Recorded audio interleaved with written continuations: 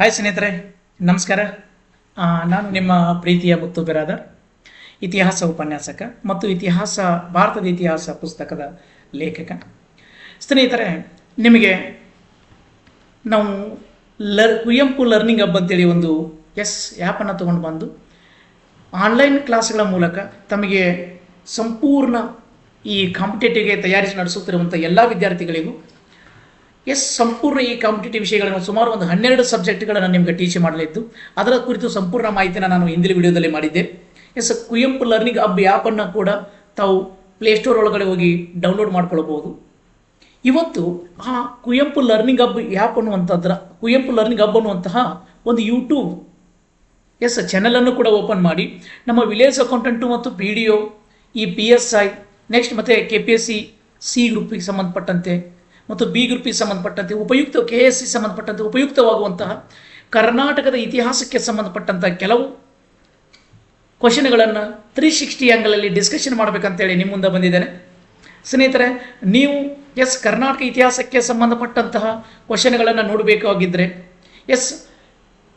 Kuvempu learning hub ಆ್ಯಪನ್ನು download ಮಾಡ್ಕೊಳ್ಳಿ ಮತ್ತು ಯೂಟ್ಯೂಬ್ ಕ್ಲಾಸನ್ನು ನೋಡೋದಾದರೆ ಯೂಟ್ಯೂಬ್ ಚಾನಲ್ಲಿ ಕುವೆಂಪು ಲರ್ನಿಂಗ್ ಹಬ್ಬನ್ನು ನೋಡಿ ತಾವು ಸಬ್ಸ್ಕ್ರೈಬ್ ಆಗಿ ಇಷ್ಟವಾದಲ್ಲಿ ನಿಮ್ಮ ಸ್ನೇಹಿತರಿಗೂ ಕೂಡ ಇದನ್ನು ಶೇರ್ ಮಾಡಿ ಅಂತ ಹೇಳ್ತಾ ಈಗ ನಾನು ಮತ್ತೆ ತಮಗೆಲ್ಲರಿಗೂ ಕೂಡ ಕುವೆಂಪು ಲರ್ನಿಂಗ್ ಹಬ್ ಯೂಟ್ಯೂಬ್ ಚಾನಲ್ಗೆ ಸ್ವಾಗತವನ್ನು ಕೇಳ್ತಾ ನಾನಿವಾಗ ಫಸ್ಟ್ ಕ್ವಶನ್ಗೆ ಹೋಗ್ತಿದ್ದೀನಿ. ನೋಡಿ, ಫಸ್ಟ್ ಕ್ವಶನ್ ನೋಡಿ ಸ್ನೇಹಿತರೆ, ಈ ಥರ ಇದೆ. ಯಾವುದು ಫಸ್ಟ್ ಕ್ವಶನ್ ಅಂತ ಕೇಳಿದರೆ ನೋಡಿ, ಇಲ್ಲಿ ಏನಂದರೆ ಕರ್ನಾಟಕ ಅಂತೇಳಿ ನಾವು ನೋಡ್ತಾ ಹೋಗ್ತೀವಲ್ಲ, ಈ ಕರ್ನಾಟಕ ಅನ್ನುವಂಥ ಪದ ಮೂಲತಃ ನೋಡಿ, ಕರ್ನಾಟಕ ಎಂಬ ಪದ ಮೂಲತಃ ವಿವಿಧ ಹೆಸರುಗಳಿಂದ ನಾವು ನೋಡ್ತಾ ಹೋಗ್ತೀವಿ. ಅದರಲ್ಲಿ ಕರ್ನಾಟಕವನ್ನು ಕರ್ನಾಟಕ ಎಂದು ಈ ಕೆಳಗಿನ ಯಾವ ಕೃತಿಯಲ್ಲಿ ಉಲ್ಲೇಖಿಸಿದೆ ಅಂತೇಳಿ ನೋಡ್ತಾ ಬರ್ತೀವಿ. ನೋಡಿ, ಆಪ್ಷನ್ A ಇದೆ ಮಹಾಭಾರತದೊಳಗಡೆ, ಆಪ್ಷನ್ B ಇದೆ ಅಷ್ಟಾಧ್ಯಾಯ, C ಇದೆ ರಾಮಾಯಣ, D ಇದೆ ಮೇಲಿನ ಎಲ್ಲವುಗಳಲ್ಲಿಯೂ ಕಂಡು ಬರ್ತದೆ ಅಂತ ಹೇಳ್ತಾ ಹೋಗ್ತಾನೆ. ನೋಡಿ, ಕರ್ನಾಟಕವನ್ನು ಕರ್ನಾಟಕ ಎಂದು ಈ ಕೆಳಗಿನ ಯಾವ ಕೃತಿಯಲ್ಲಿ ಉಲ್ಲೇಖವಾಗಿದೆ ಅಂತೇಳಿ ನೋಡ್ತಾ ಬಂದಾಗ ನೋಡಿ, ಅದಕ್ಕೆ ಸರಿಯಾದ ಆನ್ಸರ್ ಸ್ನೇಹಿತರೆ ಗೊತ್ತಿರಲಿ, ಅಷ್ಟಾಧ್ಯಾಯಿ ಅನ್ನುವಂಥ ಕೃತಿ ಒಳಗಡೆ ನೋಡ್ತಾ ಹೋಗ್ತೀವಿ. ನೋಡಿ, ಅಷ್ಟಾಧ್ಯಾಯಿ ನಿಮ್ಗೆ ಗೊತ್ತಿರಲಿ. ಈ ಕರ್ನಾಟಕ ಅಂತೇಳಿ ನಾವು ನೋಡ್ತಾ ಹೋಗ್ತೀವಲ್ಲ, ಈ ಕರ್ನಾಟಕದ ಮೂಲ ಹೆಸರು, ಈ ಕರ್ನಾಟಕ ಅಂತೇನಿದೆಯಲ್ಲ ಅದರ ಮೂಲ ನೋಡಿ, ಅದಕ್ಕೆ ಮೂಲ ನಾವು ಕರ್ನಾಟ ಅಂತೇಳಿ ಕರಿತಿದ್ರು. ಏನಂತ ಕರಿತಿದ್ರು? ಕರ್ನಾಟ. ಹೀಗಾಗಿ ಅಲ್ವೇನು ಬಾದಾಮಿ ಚಾಲುಕ್ಯರ ಸೈನ್ಯವನ್ನು ಕರ್ನಾಟ ಬಲ ಅಂತ ಕರೆದ್ರು. ಕರ್ನಾಟಕ ಬಲ ಅಲ್ಲ, ಕರ್ನಾಟ ಅಂತೇಳಿ ಕರಿತಿದ್ವಿ. ಅಷ್ಟೇ ಅಲ್ಲ, ಕರ್ನಾಟಕವನ್ನು ನೋಡಿ ಕರುನಾಡು ಅಂತೇಳಿ ಕರೆದ್ರು. ನೋಡಿ, ಯಾವುದನ್ನ? ಕರುನಾಡು ಅಂತೇಳಿ. ಅಷ್ಟೇ ಅಲ್ಲ, ಕರುನಾಟ ಅಂತೇಳಿ ಉಲ್ಲೇಖ ಆಗ್ತದೆ, ಕರುನಾಟ ಅಂತೇಳಿ ಉಲ್ಲೇಖವಾಗ್ತದೆ. ಅದರ ಜೊತೆಗೆ ಈ ಪಾಣಿನಿ ರಚಿಸಿರುವಂತಹ ಅಷ್ಟಾಧ್ಯಾಯಿ ಅಥವಾ ಅಷ್ಟಾಧ್ಯಾಯ ಅನ್ನುವಂಥ ಕೃತಿಯಲ್ಲಿ ನಮ್ಮ ಕರ್ನಾಟಕವನ್ನು ನೋಡಿ ಕರ್ನಾಟಕ ಅಂತೇಳಿ ಉಲ್ಲೇಖ ಮಾಡಿದೆ. ಈ ಪಾಯಿಂಟ್ ನಿಮ್ಗೆ ಗೊತ್ತಾಗ್ತಾ ಬರಬೇಕು. ಯಾವ ಪಾಯಿಂಟು? ಕರ್ನಾಟಕ ಅಂತೇಳಿ ಉಲ್ಲೇಖವಾಗಿದೆ. ಈ ಪಾಯಿಂಟ್ ನಿಮಗೆ ಗೊತ್ತಾಗ್ತಾ ಬರಬೇಕು. ಸರಿ, ನೋಡಿ, ಕರ್ನಾಟಕ. ಹಾಗಾದರೆ ಎನಿಸುತ್ತೆ ಇಲ್ಲಿ ಮಹಾಭಾರತದಲ್ಲಿ ಬಂದಿದ್ದಾನೆ ಕರ್ನಾಟಕ. ಹೌದು, ಮಹಾಭಾರತದಲ್ಲಿ ನಿಮ್ಗೆ ಗೊತ್ತಿದೆ 18 ಪರ್ವಗಳು ಬರ್ತಾವೆ ಸ್ನೇಹಿತರೆ. ಮಹಾಭಾರತದಲ್ಲಿ 18 ಪರ್ವಗಳು. ಆ 18 ಪರ್ವಗಳಲ್ಲಿ ನೋಡಿ, 18 ಪರ್ವಗಳಲ್ಲಿ ಭೀಷ್ಮ ಪರ್ವ ಅಂತ ಬರ್ತದೆ. ನೋಡಿ, ಭೀಷ್ಮ ಪರ್ವ ಮತ್ತು ಸಭಾಪರ್ವ ಅಂತ ಬರ್ತಾ ಹೋಗ್ತದೆ. ಸಭಾಪರ್ವ. ಈ ಭೀಷ್ಮ ಪರ್ವ ನೋಡಿ, ಇದು 6ನೇ ಪರ್ವವಾಗಿದ್ದು ಈ ಪರ್ವದಲ್ಲಿ ಕುಂಭಕೋಣಂ ಅನ್ನುವಂಥ ಆವೃತ್ತಿ ಬರ್ತದೆ. ನೋಡಿ, ಭೀಷ್ಮ ಪರ್ವದಲ್ಲಿ ಬರುವಂತಹ ಕುಂಭಕೋಣ ಅನ್ನುವಂತಹ ಆವೃತ್ತಿ ಬರ್ತಾ ಹೋಗುತ್ತೆ. ಆ ಭೀಷ್ಮ ಪರ್ವದ ಕುಂಭಕರ್ಣ ಅನ್ನುವಂಥ ಆವೃತ್ತಿಯಲ್ಲಿ ಕರ್ನಾಟಕವನ್ನು ಕರ್ನಾಟ ಅಂತೇಳಿ ಉಲ್ಲೇಖ ಮಾಡ್ಯಾರ. ನೋಡಿ, ಏನಂತ ಉಲ್ಲೇಖವಾಗಿದೆ? ಕರ್ನಾಟ ಅಂತೇಳಿ ಉಲ್ಲೇಖವಾಗಿದೆ. ಈ ಪಾಯಿಂಟ್ ನಮ್ಗೆ ಗೊತ್ತಾಗ್ತಾ ಬರಬೇಕು. ಅದೇ ರೀತಿ ಅಷ್ಟಾಧ್ಯಾಯ ನೋಡಿದ್ವಿ, ರಾಮಾಯಣದಲ್ಲಿ ಏನು ಉಲ್ಲೇಖವಾಗಿಲ್ಲ. ಇದನ್ನು ಬಿಟ್ಟರೆ ತುಂಬ ಕೃತಿಗಳಲ್ಲಿ ನಾವು ನೋಡ್ತಾ ಹೋಗ್ತೀವಿ. ಆದರೆ ನಿಮ್ಗೆ ಗೊತ್ತಾಗಿದೆ ಸ್ನೇಹಿತರೆ, ಶ್ರೀ ವಿಜಯ ಅಂತ ನೋಡ್ತೀವಿ. ಶ್ರೀ ವಿಜಯ, ರಾಷ್ಟ್ರಕೂಟರ ಅರಸ ಶ್ರೀ ವಿಜಯ ಅಂತೇಳಿ ನೋಡ್ತೀವಿ. ರಾಷ್ಟ್ರಕೂಟರ ಅರಸ ಯಾರು? ಶ್ರೀ ವಿಜಯ. ಈ ರಾಷ್ಟ್ರಕೂಟರ ಅರಸ ಶ್ರೀ ವಿಜಯ ಒಂದು ಕೃತಿಯನ್ನು ಬರೆದ. ಯಾವುದು ಅಂದರೆ ಕವಿರಾಜ ಮಾರ್ಗ ಅಂತೇಳಿ. ನೋಡಿ, ರಾಷ್ಟ್ರಕೂಟರ ಅರಸ ಒಂದು ಕೃತಿಯನ್ನು ಬರೆದ. ಆ ಕೃತಿ ಯಾವುದು ಅಂತಂದರೆ ಕವಿರಾಜ ಮಾರ್ಗ ಅನ್ನುವಂತಹ ಒಂದು ಕೃತಿ. ಈ ಕವಿರಾಜ ಮಾರ್ಗ ಅನ್ನುವಂಥ ಏನು ಒಂದು ಕೃತಿ ಇದೆ ಅಲ್ಲ ಸ್ನೇಹಿತರೆ, ಈ ಕೃತಿ ಒಳಗಡೆ ಕೂಡ ನಮ್ಮ ಕರ್ನಾಟಕದ ಗಡಿಯ ಕುರಿತು ಉಲ್ಲೇಖ ಅದ. ಈ ಕ್ವಶನ್ ತುಂಬ ಸಾರಿ ಕೇಳ್ಯಾರ. ಶ್ರೀ ವಿಜಯ ರಚಿಸಿದ ಕವಿರಾಜ ಮಾರ್ಗ ಕೃತಿಯಲ್ಲಿ ಕರ್ನಾಟಕದ ಉಲ್ಲೇಖ ಅದ. ಆ ಗಡಿಯ ಕುರಿತು ಎಲ್ಲಿಂದ ಅಂದರೆ ಕಾವೇರಿ ನದಿಯಿಂದ ಗೋದಾವರಿ ನದಿಯವರೆಗೆ ವಿಸ್ತರಿಸಿದ ಭೂಪ್ರದೇಶವೇ ಕರ್ನಾಟಕ ಅಂತೇಳಿ ಉಲ್ಲೇಖವಾಗಿದೆ. ನೋಡಿ, ಇದನ್ನು ನೋಡ್ತಾ ಬರ್ತೇವೆ. ಹೀಗೆ ಕರ್ನಾಟಕಕ್ಕೆ ಸಾವಿರಾರು ವರ್ಷಗಳ ಹಿಂದಿನ ಇತಿಹಾಸವಿದೆ. ಹೀಗಾಗಿ ಕರ್ನಾಟಕವು ಒಂದು 5 ದ್ರಾವಿಡ ಭಾಷೆಗಳಲ್ಲಿ ಇದು ಕೂಡ ಒಂದು ದ್ರಾವಿಡ ಭಾಷೆ ಅಂತೇಳಿ ಕರ್ನಾಟಕ, ಈ ಕನ್ನಡ ಭಾಷೆ ಏನಿದೆಲ್ಲ ಇದು ನಮ್ಮದು ದ್ರಾವಿಡ ಪ್ರಮುಖ 5 ದ್ರಾವಿಡ ಭಾಷೆಗಳಲ್ಲಿ ನಮ್ಮ ಕನ್ನಡವೂ ಕೂಡ ದ್ರಾವಿಡ ಭಾಷೆ. ಯಾಕೆ ಅಂದರೆ ಸಾವಿರಾರು ವರ್ಷಗಳ ಇತಿಹಾಸವನ್ನು ಒಳಗೊಂಡದ. ಓಕೆ. ಹೀಗೆ ಇದನ್ನು ನೋಡ್ತಾ ಹೋಗ್ತೇವೆ. ಇದರ ಸಂಪೂರ್ಣ ಮಾಹಿತಿಯನ್ನು ಈ 1ನೇ ಲೆಸನ್ನು ಇದರ ಸಂಪೂರ್ಣ ಮಾಹಿತಿಯನ್ನು ಇನ್ನು ಅಕ್ಟೋಬರ್ 2ಕ್ಕೆ ನಾವು ಕುವೆಂಪು ಲರ್ನಿಂಗ್ ಹಬ್ ಅನ್ನುವಂತಹ ಆ ಆ್ಯಪ್ ಒಳಗಡೆ ಕ್ಲಾಸ್ ಸ್ಟಾರ್ಟ್ ಆಗ್ತಾ ಹೋಗ್ತವೆ. ಅದರಲ್ಲಿ ಸಂಪೂರ್ಣ ಮಾಹಿತಿಯನ್ನು ಅಲ್ಲಿ ತಿಳಿಸ್ತಾ ಬರ್ತೀವಿ. ಸ್ವಲ್ಪ ನಿಮಗೆ ವಿಲೇಜ್ ಅಕೌಂಟೆಂಟ್ಗೆ PDOಗೆ ಯೂಸ್ ಆಗಲಿ ಅಂತೇಳಿ ಸ್ವಲ್ಪ 360 ಆ್ಯಂಗಲಲ್ಲಿ ಸ್ವಲ್ಪ ಬೇಸಿಕ್ ಪಾಯಿಂಟನ್ನು ಕಲೆಕ್ಟ್ ತಿಳಿಸ್ತಾ ಇದ್ದೇನೆ. ಈಗ ಹೋಗೋಣ ಹಾಗಾದ್ರೆ 2ನೇ ಕ್ವಶನ್ಗೆ. ನೋಡಿ, ಇಲ್ಲಿದೆ 2ನೇ ಕ್ವಶನ್. ಎಷ್ಟು ಚೆನ್ನಾಗಿದೆ ನೋಡಿ. 2ನೇ ಕ್ವಶನ್ ಏನಿದೆ ಅಂದರೆ ಈ ನಮ್ಮ ಇತಿಹಾಸದಲ್ಲಿ ಅದರಲ್ಲಿ ಕರ್ನಾಟಕದ ಇತಿಹಾಸದಲ್ಲಿ ಬೈಜಾಂಟಿಯಂ ಎಂದು ಯಾವ ಪುರಾತನ ನಗರವನ್ನು ಕರೆಯುತ್ತೇವೆ? ಏನಂತಾನೆ? ಬೈಜಾಂಟಿಯಂ ಎಂದು ಯಾವ ಪುರಾತನ ನಗರವನ್ನು ಕರೀತಾನೆ ಅಂತ ಹೇಳ್ತಾರೆ. ನೋಡಿ, ಅದರಲ್ಲಿ ಎ ಇದೆ ಮೈಸೂರು, ಬಿ ಇದೆ ಬನವಾಸಿ, ಸಿ ಇದೆ ವಾತಾಪಿ, ಡಿ ಇದೆ ಬೇಲೂರು. ಬೈಜಾಂಟಿಯಂ ಎಂದು ಯಾವುದನ್ನು ಕರೆಯುತ್ತಾರೆ? ನೋಡಿ, ನಾನು ಮೊದಲು ಆನ್ಸರ್ ಕೊಡ್ತೀನಿ, ಆಮೇಲೆ ಸ್ವಲ್ಪ ಉಳಿಕೆದ ಎಕ್ಸ್ಪ್ಲನೇಷನ್ ಕೊಡ್ತೀನಿ. ಬೈಜಾಂಟಿಯಂ ಎಂದು ಯಾವುದನ್ನು ಕರೆಯುತ್ತಾರೆ ಅಂತ ಕೇಳಿದ್ರೆ ಸ್ನೇಹಿತರಿಗೆ ಗೊತ್ತಿರಲಿ, ಉತ್ತರ ಕನ್ನಡ ಜಿಲ್ಲೆಯ ಬನವಾಸಿಯನ್ನು ಬೈಜಾಂಟಿಯಂ ಎಂದು ಕರೀತಾರೆ. ಕರೆದಂಥ ವ್ಯಕ್ತಿ ಯಾರು ಅಂದರೆ ಟಾಲೆಮಿ. ನೋಡಿ, ಗ್ರೀಕ್ ಭೂಗೋಳಶಾಸ್ತ್ರಜ್ಞ ಟಾಲೆಮಿ ತನ್ನ ಜಿಯೋಗ್ರಫಿಕಾ ಅನ್ನುವಂಥ ಕೃತಿಯಲ್ಲಿ ಬನವಾಸಿಯನ್ನು ಬೈಜಾಂಟಿಯಂ ಎಂದು ಕರೆದಿದ್ದಾನೆ. ಇಂತಹ ಬನವಾಸಿಯ ಹಳೆಯ ಹೆಸರು ವೈಜಯಂತಿಪುರ. ವೈಜಯಂತಿಪುರ ಸ್ನೇಹಿತರೆ. ಯಾವುದು? ವೈಜಯಂತಿಪುರ. ನೋಡಿ, ಇಂಥ ಬನವಾಸಿಯ ಹಳೆಯ ಹೆಸರು ವೈಜಯಂತಿಪುರ. ಈ ವೈಜಯಂತಿಪುರ ಇರುವುದು ವರದಾ ನದಿಯ ದಡದ ಮೇಲೆ. ಈ ಬನವಾಸಿ ಏನಿದೆಯಲ್ಲ ನಮ್ಮ ಕರ್ನಾಟಕವನ್ನಾಳಿದ ಅಚ್ಚ ಕನ್ನಡ ಮನೆತನ. ನೋಡಿ, ನಮ್ಮ ಕರ್ನಾಟಕವನ್ನಾಳಿದ ಅಚ್ಚ ಕನ್ನಡ ಮನೆತನ ಯಾವುದು? ಕದಂಬರ ರಾಜಧಾನಿಯಾಗಿತ್ತು. ಯಾರ ರಾಜಧಾನಿ ಅಂದರೆ ಕದಂಬರ ರಾಜಧಾನಿಯಾಗಿತ್ತು. ಇಂತಹ ಬನವಾಸಿಯಲ್ಲಿ ಪ್ರತಿ ವರ್ಷ ಕದಂಬ ಉತ್ಸವ ಜರುಗುತ್ತದೆ. ಎಲ್ಲಿ? ಬನವಾಸಿ ಒಳಗಡೆ. ಸರಿ, ಹಾಗಾದರೆ ಇಂಥ ಬನವಾಸಿಯನ್ನು ಟಾಲೆಮಿ ವೈಜಯಂತಿಪುರ ಎಂದು ಕರೆದರೆ. ಇನ್ನು ಮೈಸೂರಿಗೆ ಬರೋಣ. ಮೈಸೂರಿನ ಹಳೆಯ ಹೆಸರು ನೋಡಿ, ಮೈಸೂರಿನ ಹಳೆಯ ಹೆಸರು ಮಹಿಷಮಂಡಲ. ಗೊತ್ತಿರಲಿ ಸ್ನೇಹಿತರೆ. ಈ ಮೈಸೂರು ಯಾವ ನದಿಯ ದಡದ ಮೇಲೂ ಕೂಡ ಇಲ್ಲ. ಒಂದು ಕ್ವಶನ್ ಬಂದಿತ್ತು, ಮೈಸೂರು ಈ ಕೆಳಗಿನ ಯಾವ ನಗರಗಳು ನದಿಯ ದಡದ ಮೇಲೆ ಇಲ್ಲ ಅಂತ ಕೇಳಿದ್ದ. ಆಪ್ಷನ್ ಮೈಸೂರು ಅಂತಿತ್ತು.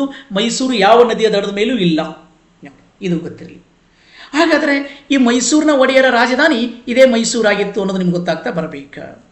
ಹಾಗಾದರೆ ನೆಕ್ಸ್ಟ್ ಇದೆ ಇಲ್ಲಿ ವಾತಾಪಿ ಅಂತೇಳಿ. ವಾತಾಪಿ ಸ್ನೇಹಿತರೆ, ಈ ವಾತಾಪಿ ಅನ್ನೋದೇನಿದೆಯಲ್ಲ ಇದು ಬಾದಾಮಿ ಚಾಲುಕ್ಯರ. ನೋಡಿ, ಇದು ಯಾವುದಂದ್ರೆ ಬಾದಾಮಿ ಅಂತೇನಿತ್ತಲ್ಲ, ಈ ಬಾದಾಮಿಯ ಹಳೆ ಹೆಸರು ವಾತಾಪಿ. ಈ ಬಾದಾಮಿ ಚಾಲುಕ್ಯರು ಅಂತ ಕರಿತೇವಲ್ಲ, ಆ ಬಾದಾಮಿ ಚಾಲುಕ್ಯರ ರಾಜಧಾನಿ ಬಾದಾಮಿ. ಆ ಬಾದಾಮಿ ಹಳೆಯ ಹೆಸರು ವಾತಾಪಿ. ಈ ಬಾದಾಮಿ ಇರುವುದು ಯಾವ ನದಿಯ ದಡದ ಮೇಲೆ ಅಂದರೆ ಈ ಮಲಪ್ರಭಾ ನದಿಯ ದಡದ ಮೇಲೆ. ಯಾವ ನದಿಯ ದಡದ ಮೇಲೆ ಅಂದರೆ ಮಲಪ್ರಭಾ ನದಿಯ ದಡದ ಮೇಲೆ. ಸರಿ, ಎಲ್ಲಿ ಬರ್ತದೆ ಬಾದಾಮಿ ಅಥವಾ ವಾತಾಪಿ ಅಂತ ಕೇಳಿದ್ರೆ ನಮ್ಮ ಬಾಗಲಕೋಟೆಯಲ್ಲಿ ಕಂಡು ಬರ್ತದೆ. ನೋಡಿ, ಎಲ್ಲಿ ಅಂದರೆ ಬಾಗಲಕೋಟೆ ಜಿಲ್ಲೆಯಲ್ಲಿ ಕಂಡು ಬರುವಂಥದ್ದು. ಸರಿನಾ? ಆ ಬಾದಾಮಿ ಚಾಲುಕ್ಯರ ಬಗ್ಗೆ ನಾವು ಮುಂದೆ ಕ್ಲಾಸ್ ನೋಡೋಣ. ಜಸ್ಟ್ ಇಲ್ಲಿ ಅದು ಪ್ಲೇಸ್ ಬಂದಿದೆ ಅನ್ನೋ ಕಾರಣಕ್ಕಾಗಿ ಬೇಲೂರು ಅಂತೇಳಿ ನೋಡ್ತಾ ಇದ್ದೀವಿ. ಸರ್, ಬೇಲೂರು ಎಲ್ಲಿ? ಸರ್, ಈ ಥರ ಗೊತ್ತಿರಲಿ, ಈ ಬೇಲೂರು ಅನ್ನುವಂಥದ್ದು ಎಲ್ಲಿ ಕಂಡು ಬರ್ತದೆ ಅಂತಂದರೆ ಹಾಸನ ಜಿಲ್ಲೆಯಲ್ಲಿ. ನೋಡಿ, ಹಾಸನ ಜಿಲ್ಲೆಯಲ್ಲಿ ಕಂಡು ಬರುವಂಥದ್ದು ಬೇಲೂರು. ಈ ಬೇಲೂರಿನ ಹಳೆ ಹೆಸರು ವೇಲಾಪುರ. ನೋಡಿ, ಯಾಪುರ? ವೇಲಾಪುರ. ನೆನಪಿರಲಿ, ವೇಲಾಪುರ. ಅಷ್ಟೇ ಅಲ್ಲ, ಬೇಲೂರು ಯಾವ ನದಿಯ ದಡದ ಮೇಲಿದೆ ಅಂದರೆ ಯಗಚಿ ನದಿಯ ದಡದ ಮೇಲಿದೆ. ಯಗಚಿ ನೋಡಿ, ಯಗಚಿ ನದಿಯ ದಡದ ಮೇಲಿದೆ. ಹಾಗಾದರೆ ಬೇಲೂರು ಯಾರ ರಾಜಧಾನಿಯಾಗಿತ್ತು ಅಂದರೆ ಹೊಯ್ಸಳರ ರಾಜಧಾನಿಯಾಗಿತ್ತು. ಯಾರ ರಾಜಧಾನಿ ಅಂದ್ರೆ ಹೊಯ್ಸಳರ ರಾಜಧಾನಿಯಾಗಿತ್ತು. ಸ್ನೇಹಿತರೆ, ಯಾಕೆ ಇದೇ ಕ್ವಶನ್ ತಗೊಂಡಿವಂದ್ರೆ ನೋಡಿ, ನಿಮ್ಗೆ ಗೊತ್ತಿದೆ, ಇತ್ತೀಚೆಗೆ ಬೇಲೂರು ಮತ್ತು ಹಳೆಬೀಡು ಯುನೆಸ್ಕೋ 2023ರಲ್ಲಿ ಯುನೆಸ್ಕೋ ಪಟ್ಟಿಗೆ ಸೇರ್ಪಡೆಯಾಗಿದೆ. ನೋಡಿ, ಯಾವ ಪಟ್ಟಿಗೆ? ಯುನೆಸ್ಕೋ ಪಟ್ಟಿಗೆ ಸೇರ್ಪಡೆಯಾದಂತಹ ನಗರ ಯಾವುದು ಅಂತಂದ್ರೆ ಈ ಬೇಲೂರು, ಹಳೆಬೀಡು ಮತ್ತು ಸೋಮನಾಥಪುರ ಅಂತೇಳಿ ನೋಡ್ತಾ ಹೋಗ್ತೀವಿ. ಅಷ್ಟೇ ಅಲ್ಲ, ಈ ಬೇಲೂರು, ಹಳೆಬೀಡು ಯುನೆಸ್ಕೋ ಪಟ್ಟಿಗೆ ಸೇರ್ಪಡೆಯಾದರ ಮೂಲಕ ಕರ್ನಾಟಕದಲ್ಲಿ ಯುನೆಸ್ಕೋ ಪಟ್ಟಿಗೆ ಸೇರ್ಪಡೆಯಾದಂತಹ 4ನೆಯ ಸ್ಥಳ, 4ನೆಯ ಪ್ರದೇಶ ಎಂಬ ಹೆಗ್ಗಳಿಕೆಗೂ ಕೂಡ ಪಾತ್ರವಾಯಿತು. ಇದನ್ನು ಬಿಟ್ಟರೆ ಆಲ್ರೆಡಿ ನಿಮ್ಗೆ ಗೊತ್ತಿದೆ, ಯಾವುದು ಒಂದು ಕೇಳಿದ್ರೆ ನೋಡಿ, 1986ರಲ್ಲಿ ಹಂಪಿ ಸೇರಿತ್ತು. ಅದೇ ರೀತಿ 1987ರಲ್ಲಿ ಪಟ್ಟದಕಲ್ಲು ಅದು ಆದಮೇಲೆ 2012ರಲ್ಲಿ ಪಶ್ಚಿಮ ಘಟ್ಟಗಳು ಸೇರಿದ್ದು. ಇನ್ನು 4ನೇದ್ದು ಅಂತಂದ್ರೆ ಅದುವೇ ಬೇಲೂರು, ಹಳೆಬೀಡು ಅನ್ನುವಂತಹ ಸ್ಥಳಗಳು. ನಿಮ್ಗೆ ಗೊತ್ತಾಗ್ತಾ ಬರಬೇಕು. ಓಕೆನಾ? ಕ್ಲಿಯರ್? ಮುಂದೆ ಹೋಗೋಣ್ರಿ. ನೆಕ್ಸ್ಟ್ ನೋಡಿ, ಈಗ ನೆಕ್ಸ್ಟ್ ಇದೆ ನೋಡಿ ಸ್ನೇಹಿತರೆ, ಕರ್ನಾಟಕದ ಚಿಕ್ಕಬಳ್ಳಾಪುರ ಜಿಲ್ಲೆಯಲ್ಲಿ 9ನೇ ಶತಮಾನಿಗೆ ಸಂಬಂಧಪಟ್ಟಂತ ಭೋಗನಂದೀಶ್ವರ ಅನ್ನುವಂಥ ಒಂದು ದೇವಾಲಯ ಇದೆ. ಹೌದಾ? ಈ ಭೋಗನಂದೀಶ್ವರ ದೇವಾಲಯ ಯಾವ ಶೈಲಿಯಲ್ಲಿ ನಿರ್ಮಿತವಾಗಿದೆ? ನೋಡಿ, ಕ್ವಶನ್ಗಳನ್ನು ಈ ರೀತಿ ಕೇಳ್ತಾ ಇದ್ದಾನೆ. ಸ್ವಲ್ಪ ವೆಬ್ಸೈಟ್ ಬರೀ ಪುಸ್ತಕವನ್ನು ಓದಬೇಡ್ರಿ, ಸ್ವಲ್ಪ ವೆಬ್ಸೈಟ್ಗಳನ್ನು ಸರ್ಚ್ ಮಾಡ್ತಾ ಹೋಗ್ರಿ. ವೆಬ್ಸೈಟಲ್ಲಿ ಬರುವಂಥ ಕ್ವಶನ್ಗಳು ಇತ್ತೀಚೆಗೆ ಕಾಂಪಿಟೇಟಿವ್ ಎಕ್ಸಾಮಲ್ಲಿ ಪುಸ್ತಕ ಬಿಟ್ಟು, ಬುಕ್ಗಳನ್ನು ಬಿಟ್ಟು ಅದರ ರಿಲೇಟಿವ್ ವೆಬ್ಸೈಟ್ ಕ್ವಶನ್ಗಳನ್ನು ಕೇಳ್ತಾ ಇದ್ದಾರೆ. ಆ ವೆಬ್ಸೈಟಲ್ಲಿ ಬರುವಂಥ ಕ್ವಶನ್ಗಳಿದು ನೋಡಿ. ಈ 9ನೇ ಶತಮಾನಕ್ಕೆ ಸಂಬಂಧಪಟ್ಟ ಭೋಗನಂದೀಶ್ವರ ಅನ್ನುವಂತಹ ದೇವಾಲಯ ಇದೆಯಲ್ಲ, ಯಾವ ಶೈಲಿಯಲ್ಲಿ ಇದೆ ಅಂತ ಕೇಳ್ತಾನೆ. ಅದಕ್ಕೆ ಆಪ್ಷನ್ ಎ ಇದೆ, ಚಾಲುಕ್ಯ ಶೈಲಿ ಅಂತ ಹೇಳ್ತಾನೆ. ಬಿ ಹೇಳ್ತಾನೆ ಹೊಯ್ಸಳ ಶೈಲಿ ಅಂತೇಳಿ. ಸಿ ಹೇಳ್ತಾನೆ ಗಂಗಬಾಣ ಶೈಲಿ ಅಂತೇಳಿ. ಡಿ ಹೇಳ್ತಾನೆ ನಾಗರ ಶೈಲಿ ಅಂತೇಳಿ. ಸ್ನೇಹಿತರೆ ನೋಡಿ, ಸ್ವಲ್ಪ ನೀವು ಕರ್ನಾಟಕ ಇತಿಹಾಸವನ್ನು ಓದಿದ್ರೆ ಗೊತ್ತಾಗ್ತಾ ಹೋಗುತ್ತೆ. ಭೋಗನಂದೀಶ್ವರ ದೇವಾಲಯ ಕಟ್ಟಿದವರು ಯಾರು, ಈ ಭೋಗನಂದೀಶ್ವರ ದೇವಾಲಯ ಕಟ್ಟಿದವರು ಯಾರು ಮತ್ತು ಯಾವ ಮನೆತನದಲ್ಲಿ ಬರ್ತದೆ ಅಂತ ಗೊತ್ತಿದ್ರೆ ನಿಮ್ಗೆ ಆಟೋಮೆಟಿಕ್ಲಿ ಅರ್ಥ ಆಗುತ್ತೆ. ಗೊತ್ತಿರಲಿ, ಭೋಗನಂದೀಶ್ವರ ದೇವಾಲಯವನ್ನು ಕಟ್ಟಿಸಿದವರು ಸ್ನೇಹಿತರೆ ಗೊತ್ತಿರಲಿ ಗಂಗರು. ಹೀಗಾಗಿ ಇದಕ್ಕೆ ಸರಿಯಾದ ಆನ್ಸರು ಗಂಗ ಮತ್ತು ಬಾಣ ಶೈಲಿಯಲ್ಲಿ ನಿರ್ಮಾಣವಾಗಿರುವಂಥದ್ದು ಭೋಗನಂದೀಶ್ವರ ದೇವಸ್ಥಾನ. ಈ ಭೋಗನಂದೀಶ್ವರ ದೇವಸ್ಥಾನವನ್ನು ಗಂಗ ಮತ್ತು ಬಾಣ ಶೈಲಿಯಲ್ಲಿ ನಿರ್ಮಾಣ ಮಾಡಲಾಗಿದೆ. ನಿರ್ಮಿಸಿದವರು ಯಾರು ಅಂತ ಕೇಳಿದ್ರೆ ಗಂಗರು ಅನ್ನುವಂಥದ್ದು. ಇದು ನಿಮ್ಗೆ ಗೊತ್ತಾಗ್ತಾ ಬರಬೇಕು. ಸರಿ, ಅಷ್ಟೇ ಅಲ್ಲ, ನಾವು ನೆಕ್ಸ್ಟ್ ನೋಡ್ತಾ ಹೋಗ್ತೀವಿ. ಸರ್, ಹಾಗಾದ್ರೆ ನೆಕ್ಸ್ಟ್ ಕೆಳಗಡೆ ಇದೆಯಲ್ಲ ಸರ್, ಏನಿದು ಚಾಲುಕ್ಯ ಶೈಲಿ? ಚಾಲುಕ್ಯ ಶೈಲಿ ಅಲ್ಲ, ಚಾಲುಕ್ಯ ಶೈಲಿ ಅಂತೇನಿಲ್ಲ. ಚಾಲುಕ್ಯರು ಬಳಸಿದಂಥ ಶೈಲಿ ಇದೆ, ಆ ಶೈಲಿಯನ್ನೇ ವೇಸರ ಶೈಲಿ ಅಂತೇವೆ. ಚಾಲುಕ್ಯರು ಬಳಸಿದ, ಬಾದಾಮಿ ಚಾಲುಕ್ಯರು ಮತ್ತು ಕಲ್ಯಾಣಿ ಚಾಲುಕ್ಯರು ಅಂತ ಬರ್ತಾರೆ, ಅವರು ಬಳಸಿದ ಶೈಲಿ ವೇಸರ ಶೈಲಿ. ಸರ್, ವೇಸರ ಶೈಲಿ ಅಂದ್ರೆ ಏನು ಅಂತಂದ್ರೆ ಉತ್ತರ ಭಾರತದ ನಾಗರ ಶೈಲಿ ಮತ್ತು ಪ್ಲಸ್ ದಕ್ಷಿಣ ಭಾರತದ ದ್ರಾವಿಡ ಶೈಲಿಯ ಮಿಶ್ರಣವೇ ವೇಸರ ಶೈಲಿ. ಓಕೆ, ಹಾಗಾದ್ರೆ ಕೆಳಗಡೆ ಇನ್ನೊಂದು ನೋಡ್ತಾ ಹೋಗ್ತೀರಿ. ಸರ್, ಇಲ್ಲೊಂದಿದೆ ಅಲ್ಲ ಕೆಳಗಡೆ, ಏನು ಅಂತ ಕೇಳಿದ್ರೆ ಇದು ಹೊಯ್ಸಳ ಶೈಲಿ. KSC ಕೂಡ ಇದೆ, ನೆನಪಿರಲಿ. ಹೊಯ್ಸಳ ಶೈಲಿ ಇದು ಕೂಡ ನಾನು ಹೇಳಿದ್ನಲ್ಲ ಆವಾಗಲೇ, ಯುನೆಸ್ಕೋ ಪಟ್ಟಿ ಸೇರ್ಪಡೆಯಾಗಿರುವಂಥದ್ದು ಬರುತ್ತೆ. ಇದು ಹೊಯ್ಸಳ ಶೈಲಿ ಅಂದರೆ ಹೊಯ್ಸಳರು ನಿರ್ಮಿಸಿರುವಂಥ ವಿಶಿಷ್ಟ ಶೈಲಿಯೇ ಹೊಯ್ಸಳ ಶೈಲಿ. ಸರ್, ಏನಿದ್ರ ವಿಶೇಷತೆ ಅಂದರೆ ಇದು ವೇಸರ ಶೈಲಿ ಪ್ಲಸ್ ದ್ರಾವಿಡ ಶೈಲಿಯ ಮಿಶ್ರಣ. ಹೊಯ್ಸಳ ಶೈಲಿ ಅಂದರೆ ವೇಸರ ಶೈಲಿ ಮತ್ತು ದ್ರಾವಿಡ ಶೈಲಿಯ ಮಿಶ್ರಣವಾಗ್ಯದ. Very very important. ಅದು ಏನಿದೆಲ್ಲ ಚೌಕಾಕಾರದ ತಳಪಾಯನ್ನು ಹೊಂದಿರೋದಲ್ಲ. ಹೊಯ್ಸಳ ಶೈಲಿಯು ನಕ್ಷತ್ರಾಕಾರದ ಜಗುಲಿಯ ಮೇಲೆ ಸ್ಮಾರಕಗಳು ನಿಂತಾವ, ಅದೇ ವಿಶೇಷತೆ. ಅದರ ಸಂಪೂರ್ಣ ಮಾಹಿತಿಯನ್ನು ನಾವು ಮುಂದೆ ಹೊಯ್ಸಳಲ್ಲಿ ನೋಡ್ತಾ ಹೋಗ್ರಿ. ಓಕೆನಾ? ಇನ್ನು ನಾಗರ ಶೈಲಿ ಅಂತ ಬರ್ತದೆ. ನಾಗರ ಶೈಲಿ ಅಂದರೆ ಇದು ಉತ್ತರ ಭಾರತದಲ್ಲಿ ಪ್ರಸಿದ್ಧಿಯಾಗಿರುವಂತಹ ಶೈಲಿ. ನಾಗರ ಶೈಲಿ ಅಂದರೆ ಉತ್ತರ ಭಾರತದಲ್ಲಿ ಸ್ನೇಹಿತರೆ ನೋಡ್ತೀರಿ, ರಜಪೂತರಲ್ಲಿ, ಮಧ್ಯಪ್ರದೇಶದಲ್ಲಿ ನೀವು ನೋಡುವಂಥದ್ದು ಹಲವಾರು ಖುಜುರಾಹೋ ದೇವಾಲಯಗಳನ್ನು ನೋಡ್ತೀವಿ. ನೋಡಿ, ಖುಜುರಾಹೋ ದೇವಾಲಯಗಳನ್ನು ನೋಡುವಂಥದ್ದು. ಹೌದಾ? ಈ ಮಧ್ಯಪ್ರದೇಶದಲ್ಲಿ, ಒಡಿಸ್ಸಾದಲ್ಲಿ ಕೊನಾರ್ಕ ದೇವಾಲಯಗಳು, ಹಲವಾರು ದೇವಾಲಯಗಳಿರುವುದು ನಾಗರ ಶೈಲಿಯಲ್ಲಿ. ಈ ನಾಗರ ಶೈಲಿಗೆ ಬೆಸ್ಟ್ ಎಕ್ಸಾಂಪಲ್ ಅಂತ ಕೇಳಿದ್ರೆ ಮೊನ್ನೆ ನಿರ್ಮಾಣವಾಗಿರುವಂಥ ಅಯೋಧ್ಯೆಯಲ್ಲಿ ನಿರ್ಮಾಣವಾಗಿರುವಂತಹ ರಾಮ ಮಂದಿರ ಏನಿದೆಯಲ್ಲ ಅದಕ್ಕೆ ನಾಗರ ಶೈಲಿಗೆ ಬೆಸ್ಟ್ ಎಕ್ಸಾಂಪಲ್. ಏನು ಡಿಫ್ರೆನ್ಸ್ ಗೊತ್ತಾ? ನಾಗರ ಶೈಲಿಗೆ ಮತ್ತು ದ್ರಾವಿಡ ಶೈಲಿಗೆ ಏನು ಡಿಫ್ರೆನ್ಸ್ ಅಂದರೆ, ದ್ರಾವಿಡ ಶೈಲಿ ನಮ್ಮ ದಕ್ಷಿಣ ಭಾರತದಲ್ಲಿ ಜಾಸ್ತಿ ಇರುತ್ತೆ, ಈ ನಾಗರ ಶೈಲಿ ಉತ್ತರ ಭಾರತದಲ್ಲಿ ಫೇಮಸ್ ಆಗಿದೆ. ಈ ದ್ರಾವಿಡ ಶೈಲಿ ಮತ್ತು ನಾಗರ ಶೈಲಿಯ ಡಿಫ್ರೆನ್ಸು, ನಾಗರ ಶೈಲಿಯಲ್ಲಿ ಗೋಪುರ ಒಂದಕ್ಕಿಂತ ಹೆಚ್ಚು ಗೋಪುರ ಒಳಗೊಂಡಿರ್ತಾವೆ, ದೇವಾಲಯ ಗೋಪುರ ಒಂದಕ್ಕಿಂತ ಹೆಚ್ಚಿರ್ತಾವೆ. ದ್ರಾವಿಡ ಶೈಲಿಯಲ್ಲಿ ಗರ್ಭಗುಡಿಯ ಮೇಲೆ ಒಂದೇ ಗೋಪುರ ಕಂಡು ಬರ್ತಾ ಹೋಗುತ್ತೆ.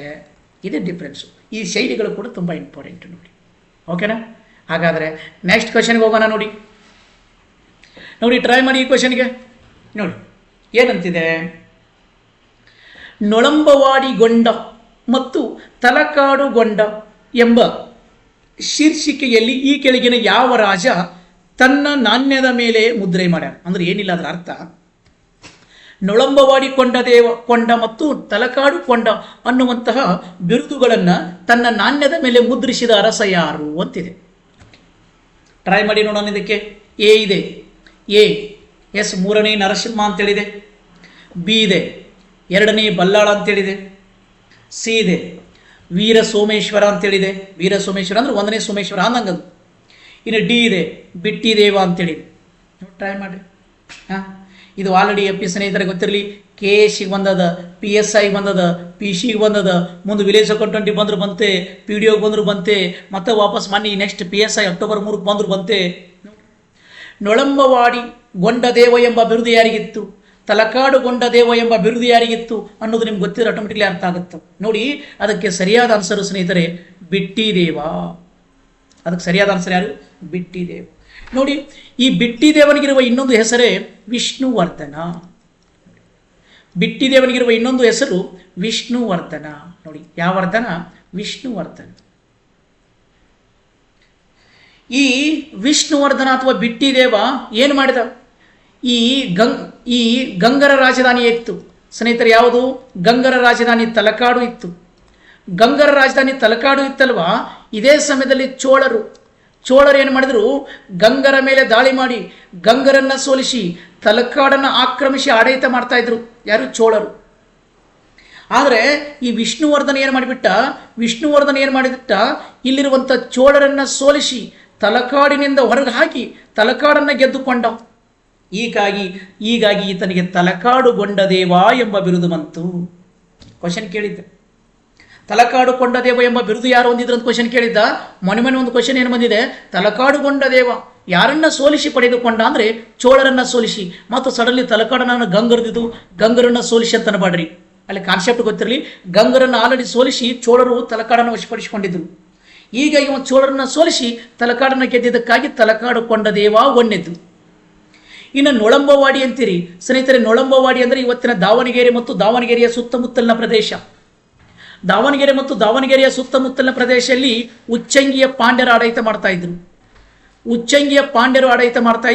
ಈ ಉಚ್ಚಂಗಿಯ ಪಾಂಡ್ಯರ ಅರಸನನ್ನ ಸೋಲಿಸಿ ನೊಳಂಬವಾಡಿಯನ್ನು ಗೆದ್ದುಕೊಂಡು ನೊಳಂಬವಾಡಿ ಕೊಂಡದೇವ ಎಂಬ ಬಿರುದನ್ನು ಪಡೆದುಕೊಂಡವನು ಬಿಟ್ಟಿದೇವ ಅಥವಾ ವಿಷ್ಣುವರ್ಧನ ಅನ್ನುವಂಥದ್ದು.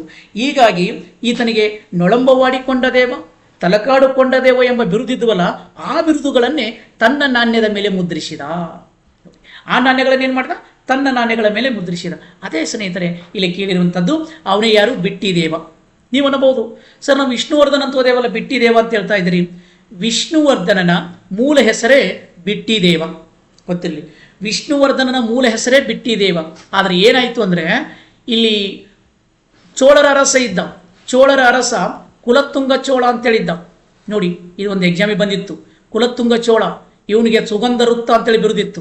ಮೊನ್ನೆ ಎಕ್ಸಾಮಿಗೆ ಬಂದಿತ್ತು ಸುಗಂಧ ವೃತ್ತ. ಈ ಸುಗಂಧ ವೃತ್ತ ಎಂಬ ಬಿರುದನ್ನು ಹೊಂದಿದಂಥ ಕುಲತ್ತುಂಗ ಚೋಳ ಸ್ನೇಹಿತರೆ ವಿಶಿಷ್ಟಾದ್ವೈತ ಸಿದ್ಧಾಂತದ ಪ್ರತಿಪಾದಕರಾದ ರಾಮಾನುಜಾಚಾರ್ಯಗೆ ಚಿತ್ರಹಿಂಸೆ ಕೊಟ್ಟ. ಯಾರಿಗೆ ಅಂದರೆ ರಾಮಾನುಜಾಚಾರ್ಯಗೆ ಚಿತ್ರಹಿಂಸೆ ಕೊಟ್ಟ. ಈ ಚಿತ್ರಹಿಂಸೆಯನ್ನು ತಡೆಯಲಾಗದೆ ರಾಮಾನುಜಾಚಾರ್ಯರು ಸೀದಾ ಕರ್ನಾಟಕಕ್ಕೆ ಓಡಿ ಬಂದರು. ಕರ್ನಾಟಕಕ್ಕೆ ಬಂದಿರುವಂತಹ ಯಾರು? ಈ ಕರ್ನಾಟಕಕ್ಕೆ ಬಂದಿರುವ ರಾಮಾನುಜಾಚಾರ್ಯರನ್ನ ಬಿಟ್ಟಿದೇವ ಆಶ್ರಯ ನೀಡಿದ್ದಲ್ಲದೆ ಮಂಡ್ಯ ಜಿಲ್ಲೆಯ ಮೇಲುಕೋಟೆಯಲ್ಲಿ ಚೆಲುವನಾರಾಯಣ ದೇವಾಲಯ ನಿರ್ಮಿಸಿದ. ನಿರ್ಮಿಸಿದ್ದಲ್ಲದೆ ಈ ಬಿಟ್ಟಿದೇವ ರಾಮಾನುಜಾಚಾರ್ಯರೊಂದಿಗೆ ಸೇರಿ ಅವನು ವಿಷ್ಣುನನ್ನು ಪೂಜೆ ಮಾಡಕತ್ತ. ಯಾರು? ಬಿಟ್ಟಿದೇವ. ಹೀಗಾಗಿ ಬಿಟ್ಟಿದೇವನಿಗೆ ವಿಷ್ಣುವರ್ಧನ ಅನ್ನುವಂಥ ಬಿರುದು ಬಂತು. ವಿಷ್ಣುವರ್ಧನ ಅನ್ನುವಂಥ ಬಿರುದು ಬಂತು. ಅರ್ಥ ಆಗಿದ್ದಾನೆ? ಈ ಕಾನ್ಸೆಪ್ಟ್ ಕ್ಲಿಯರ್ ಆಗಿದ್ದಾನೆ? ಕ್ಲಿಯರ್ ಆದರೆ ಒಂದು ತಂಬ ಹಾಕ್ರಿ. ಕ್ಲಿಯರ್ ಆಗಿಲ್ಲ ಸರ್ ಅಂದರೆ ಕ್ಲಾಸ್ ಮುಗಿದ ಮೇಲೆ ಇನ್ನೊಮ್ಮೆ ಆಮೇಲೆ ನೋಡ್ರಿ ಆ ಕ್ಲಾಸ್ ಅವಾಗ ಅರ್ಥ ಆಗಿರ್ತದೆ. ನೆಕ್ಸ್ಟ್ ನೋಡ್ರಿ, ಇಲ್ಲೊಂದು ಕ್ವಶನ್ ಇದೆ ನೋಡಿ. ದೇವಗಿರಿಯ ಯಾದವರ ಕಾಲದಲ್ಲಿ ಹೊಸದಾಗಿ ಪರಿಚಯವಾದ ವಾಸ್ತುಶಿಲ್ಪ ಯಾವುದು? ನೋಡಿ, ನಾವೆಲ್ಲ ಇವನು ಓದಿರ್ತೇವೆ. ಸಡನ್ಲಿ ಪಟ್ನ ಏನು ಮಾಡಿಬಿಡ್ತಾನೆ, ದೇವಗಿರಿ ಯಾದವ್ರನ್ನ ಕೇಳಿರ್ತಾನೆ. ಸರ್ ನಾವು ದೇವಗಿರಿ ಯಾದವ್ರು ನೋಡೇ ಇಲ್ಲಲ್ರಿ ಅನ್ಬಾಡ್ರಿ. ದೇವಗಿರಿ ಯಾದವರು ಕೂಡ ಉತ್ತರ ಕರ್ನಾಟಕದ ಕೆಲವು ಭಾಗಗಳನ್ನು ಆಳಿದ್ರು ಅವರು. ಸೊ ಹೀಗಾಗಿ ಅವ್ರು ಕೇಳುವಂಥ ಕ್ವಶನ್ಗಳು, ಅವ್ರನ್ನೂ ಕೂಡ ಕೇಳುವಂಥ ಕ್ವಶನ್ಗಳದಾವೆ ನೋಡಿ. ದೇವಗಿರಿ ಯಾದವರು ಹೊಸದಾಗಿ ಪರಿಚಯಿಸಿದ ಶೈಲಿ ಯಾವುದು? ಎ ಇದೆ ದ್ರಾವಿಡ ಶೈಲಿ, ಬಿ ಇದೆ ಇಂಡೋ ಇಸ್ಲಾಮಿಕ್ ಶೈಲಿ, ಸಿ ಇದೆ ಹೇಮಾಪಂಥಿ ಶೈಲಿ, ಡಿ ಇದೆ ನಾಗರ ಶೈಲಿ. ಇದನ್ನು ಸರಿಯಾಗಿ ಆನ್ಸರ್ ಹಾಕ್ತೀರ ಅನ್ಕೋತೀನಿ, ಯಾಕಂದ್ರೆ ಆಲ್ರೆಡಿ ಶೈಲಿಗಳ ಕುರಿತು ಡಿಸ್ಕಷನ್ ಮಾಡಿವಿ. ನೋಡಿ ಇದು ಕಮೆಂಟ್ ಹಾಕಿ. ಇದಕ್ಕೆ ಸರಿಯಾದ ಆನ್ಸರು ಸಿ, ಅಂದರೆ ಹೇಮಾಪಂಥಿ ಶೈಲಿ ಅಂತೇಳಿ ಬರ್ತಾ ಹೋಗುತ್ತೆ. ಹೇಮಾಪಂಥಿ ಶೈಲಿ. ಹಾಗಾದ್ರೆ ನಿಮ್ಗೆ ಗೊತ್ತಿದೆ ಹೇಮಾಪಂಥಿ ಶೈಲಿಯನ್ನು ದೇವಗಿರಿಯ ಯಾದವರು ಪರಿಚಯಿಸಿದರು. ನೋಡಿ, ದೇವಗಿರಿಯ ಯಾದವರು ಪರಿಚಯಿಸಿದರು, ಹೌದಾ? ಹಾಗಾದರೆ ಇಂಡೋ ಇಸ್ಲಾಮಿಕ್ ಶೈಲಿಯನ್ನು ಪರಿಚಯಿಸಿದವರು ಯಾರು ಅಂತ ಕೇಳಿದರೆ ದೆಹಲಿಯ ಸುಲ್ತಾನರು. ನೋಡಿ, ಇಂಡೋ ಇಸ್ಲಾಮಿಕ್ ಶೈಲಿಯನ್ನು ಪರಿಚಯಿಸಿದವರು ದೆಹಲಿಯ ಸುಲ್ತಾನರು. ದೆಹಲಿಯ ಸುಲ್ತಾನರಲ್ಲಿ ಯಾರು ಅಂದರೆ ಕುತುಬುದ್ದೀನ್ ಐಬಕ್ ಪರಿಚಯಿಸಿದ. ಇನ್ನು ದ್ರಾವಿಡ ಶೈಲಿಯನ್ನು ಪರಿಚಯಿಸಿದವರು ಯಾರು ಅಂತ ಕೇಳಿದರೆ ದ್ರಾವಿಡ ಶೈಲಿಯನ್ನು ಪರಿಚಯಿಸಿದವರು ಪಲ್ಲವರು. ಅದೇ ರೀತಿ ನಾಗರ ಶೈಲಿಯನ್ನು ಪರಿಚಯಿಸಿದವರು ಯಾರು ಅಂತ ಕೇಳಿದರೆ ಗುಪ್ತರು. ನೋಡಿ, ನಾಗರ ಶೈಲಿಯನ್ನು ಪರಿಚಯಿಸಿದವರು ಯಾರಂದರೆ ಗುಪ್ತರು. ಹೀಗೆ ಸ್ನೇಹಿತರೆ, ಒಂದು ಸ್ವಲ್ಪ ಡಿಫ್ರೆಂಟ್ ಆಗಿ ನಾರ್ಮಲ್ ಆಗಿ ಓದಿರುವಂಥ ಕ್ವಶನ್ಗಳನ್ನು ಈಗ ಆಲ್ರೆಡಿ ಗೊತ್ತಿದ್ದನೇ ಓದೋದು ಬೇಡ, ಗೊತ್ತಿದ್ದ ಕ್ವಶನ್ಗಳನ್ನು ಯಾವ ರೀತಿ ಟ್ವಿಸ್ಟ್ ಮಾಡಿ ವೆಬ್ಸೈಟ್ಗಳಲ್ಲಿ ಕ್ವಶನ್ ಕೇಳಿದಾನೆ ಅವುಗಳನ್ನು ನೀವು ನೋಟ್ಸ್ ಮಾಡ್ತಾ ಬಂದರೆ ಉಳಿಕೆದವ್ರಿಗಿಂತನೂ 1-2 ಮಾರ್ಕ್ಸ್ ಹೆಚ್ಚಿನ ಮಾಡಿ ಸರ್ಕಾರಿ ನೌಕರಿ ಹುದ್ದೆಯನ್ನು ಪಡೆದರಲ್ಲಿ ತುಂಬ ಉಪಯುಕ್ತವಾಗುತ್ತಾ ಅಂತ ಹೇಳ್ತಾ, ಇದೇ ಥರ ನಿಮಗೆ ನಾವು ಅವಾಗವಾಗ ನಮ್ಮ ಕುವೆಂಪು ಲರ್ನಿಂಗ್ ಹಬ್ ಇಂದ ಯೂಟ್ಯೂಬ್ ಚಾನಲಲ್ಲಿ ನೆಕ್ಸ್ಟ್ ಆ್ಯಪ್ ಇದೆ, ಇಲ್ಲಿ ನಿಮಗೆ ಆದಂಥ ಸ್ಪೆಸಿಫಿಕ್ ಆಗಿರುವಂಥ ಕೋರ್ಸ್ಗಳನ್ನು ಕೆಲವೇ ದಿನಗಳಲ್ಲಿ ನಾವು ಆರಂಭಿಸ್ತೇವೆ. ಇನ್ನು ಅಲ್ಲಿವರೆಗೂ ಯಾವುದಾದ್ರು ನಿಮಗೆ ವಿಲೇಜ್ ಅಕೌಂಟೆಂಟು PDOಗೆ PS ಆಗಿ ಯೂಸ್ ಆಗುವಂಥ ಕೆಲವಷ್ಟು ಕ್ಲಾಸ್ಗಳನ್ನು ನಮ್ಮ ಈ ಕುವೆಂಪು ಲರ್ನಿಂಗ್ ಹಬ್ ಅನ್ನುವಂಥ ಯೂಟ್ಯೂಬ್ ಒಳಗಡೆ ಮಾಡ್ತಾ ಇರ್ತೇವೆ.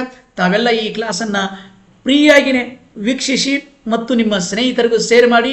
ಕುವೆಂಪು ಲರ್ನಿಂಗ್ ಹಬ್ ಅನ್ನುವಂಥ ಯೂಟ್ಯೂಬ್ ಚಾನಲನ್ನು ಸಬ್ಸ್ಕ್ರೈಬ್ ಮಾಡಿ, ಪಕ್ಕದಲ್ಲಿರುವ ಬೆಲ್ ಬಟನನ್ನು ಕ್ಲಿಕ್ ಮಾಡಿ. ನಾವು ಹೊಸದಾಗಿ ಹಾಕುವಂತಹ ಯಾವುದೇ ವಿಡಿಯೋ ಮೊದಲು ನಿಮಗೆ ಬರ್ತದೆ. ಮೊದಲು ನೀವು ನೋಡ್ಕೊಳ್ಳಿ, ನೋಡಿಕೊಂಡು ಬೇಗ ಸರ್ಕಾರಿ ಹುದ್ದೆ ನೀಡಿರಿ ಅಂತ ಹೇಳ್ತಾ ಮತ್ತೆ ನಾನು ನಿಮ್ಗೆ ಸಿಗುತ್ತೇನೆ ಅಂತ ಹೇಳ್ತಾ ಇಲ್ಲಿಗೆ ಕ್ಲಾಸ್ ಮುಗಿಸ್ತಾ ಇದ್ದೇನೆ.